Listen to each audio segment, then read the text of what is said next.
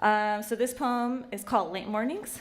It's about my mom. She stayed home to raise me and all my brother and my sister, and like a million other kids that she babysat. It was really cool. But she read a lot of, we watched a lot of TV, and she read a lot of romance novels. And I pretty much read every Danielle Steele book, like before I was 13. So that's where it all started. This is about those mornings. It's called Late Mornings.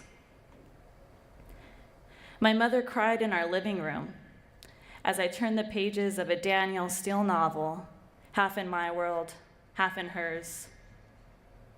I glanced at the side of her cheek, half hidden by the dusty red lampshade, her skin rusted, her tears plunging.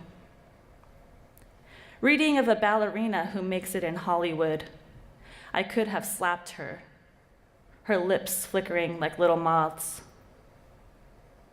Satisfied with imitations of light, moths will settle on a lampshade and be swatted. My mother sat in a couch corner, crying over her life.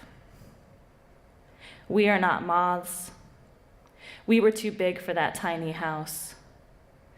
And still, we spent mornings in separate corners of a sofa, dwindling in the silver lives of others, while insects inched along, radiantly, outside.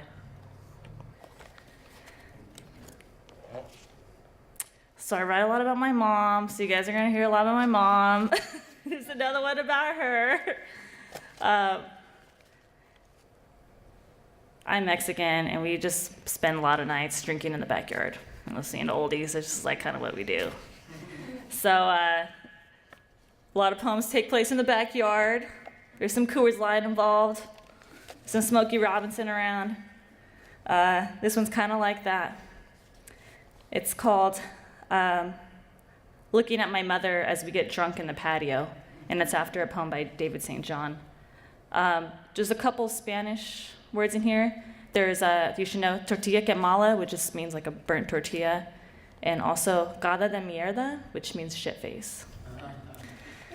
So, looking at my mother as we get drunk in the patio, after David St. John. There is a desert inside her iris, a flesh-colored truck rambling through miles of packed dirt.